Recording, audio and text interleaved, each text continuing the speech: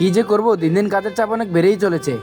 কিরে তুই আবার কোথায় চললি? আয় আমার কাজে একটু সাহায্য করে দে। মা এখন আমি একটু গাড়ি চালাবো, তারপর আবার তো স্কুলে যেতে হবে আমাকে। হ্যাঁ ঠিক আছে, যা গাড়ি চালানোর জন্য আসিস আমার কাছে টাকা চাওয়ার জন্য, তখন দেখবি কি করি। আয় আমি তোর স্কুলের ড্রেসটা সেলাই করিয়ে দিচ্ছি, আজকে আর স্কুলে থাকবি না, স্কুলে চলে যাবি সোজা। কিরে তুই আবার ওইদিকে তাকিয়ে কি দেখতেছিস? বাবা ওই দেখো, ওর মা ওকে কত সুন্দর একটা গাড়ি কিনে দিয়েছে, আর তুমি তো আমাকে কিছুই দিতে চাও না। আরে তুই তো এখন বড় হয়ে গেছিস, ছোটখাটো গাড়ি দিয়ে কি করবি? তোকে তো আমি বই কিনে দিই, তাই না? বাবা বই ছাড়াও তো অন্য কিছু দিতে পারো। হ্যাঁ ওটা ছাড়া তো তোকে ড্রেস সেলাই করে দিতেছি, এখন থেকে তুই প্রতিদিন স্কুলে যাবি, একদিনও ঘরে থাকবি না। দিদি এটা একটু তাড়াতাড়ি করে সেলাই করে দেন, ওকে আবার স্কুলে চলে যেতে হবে। হ্যাঁ ঠিক আছে, এক্ষুনি দিচ্ছি আমি। এই ড্রেসের কথা বলে ছেলেটা আজকে কতদিন ধরে স্কুলে যাচ্ছে না। এই যে দাদা, আপনার ছেলের ড্রেসটা সেলাই করা হয়ে গেছে। আচ্ছা ঠিক আছে, এইদিকে দিন, আর এই নেন আপনার টাকা। আর চল তুই চল, স্কুলে যাবি আজকে থেকে প্রতিদিন। আচ্ছা মা, তাহলে আমি স্কুলে যাওয়ার জন্য রেডি হয়ে যাচ্ছি, আমার অনেক দেরি হয়ে যাচ্ছে। আচ্ছা ঠিক আছে মা, তুই তাহলে স্কুলের জন্য রেডি হয়ে যা। কি রে, ও রেডি হওয়ার জন্য তো লেট করতেছে কেন? ওর তো লেট হওয়ার কথা না। দেখি তো কি হয়েছে দেখি, ও এত লেট কেন করে? আরে ওরে এত সুন্দর একটা গাড়িকে নিচে ফেলে রেখেছে, এটাকে তাড়াতাড়ি করে চুরি করে বাসায় নিয়ে যাই, অনেক মজা হবে আজকে। ঠিক আছে মা, আমি তাহলে স্কুলে চলে যাচ্ছি। কিরে তোর গাড়ি কোথায়? গাড়িটা কে নিয়ে গেল? এক্ষুনি তো গাড়িটা এখানে ছিল।